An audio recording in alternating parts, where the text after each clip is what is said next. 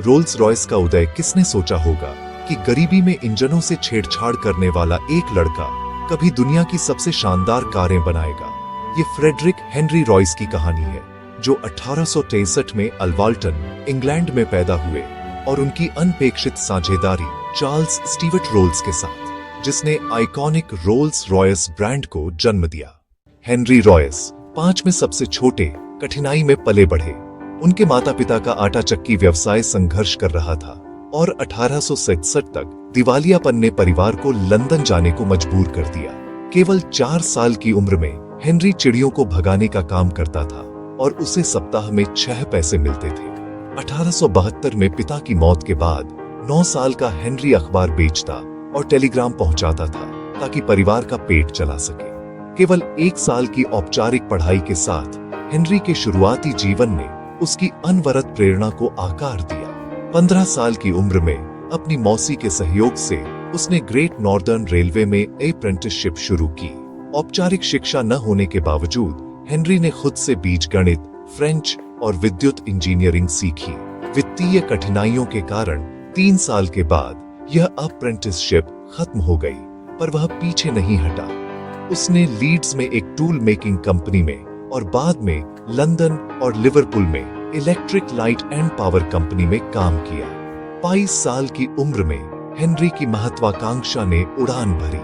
अपने मित्र अर्नेस्ट क्लेयरमॉन्ट के साथ उन्होंने F.H. रॉयस एंड कंपनी की स्थापना की, जो डोरबेल और डायनामो जैसे विद्युत घटक बनाती थी।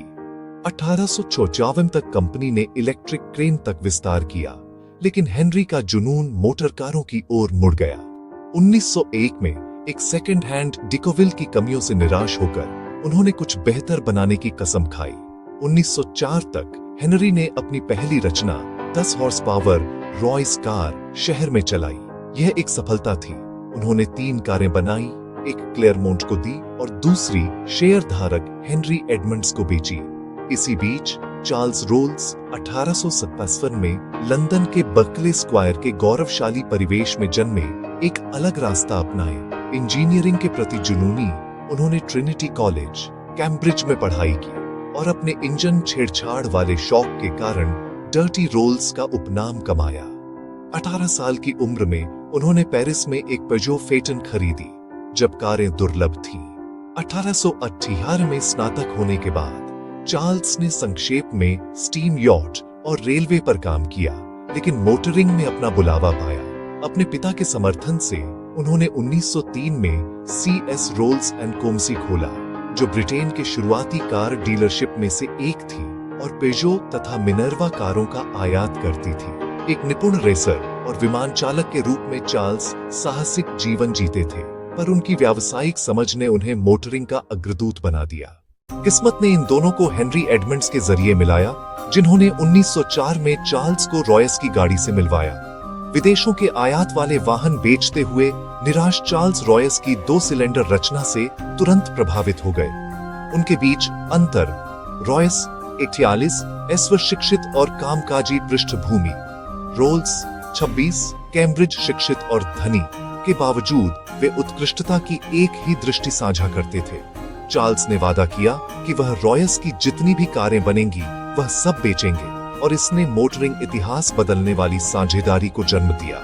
1906 में उन्होंने रोल्स रॉयस लिमिटेड की स्थापना की।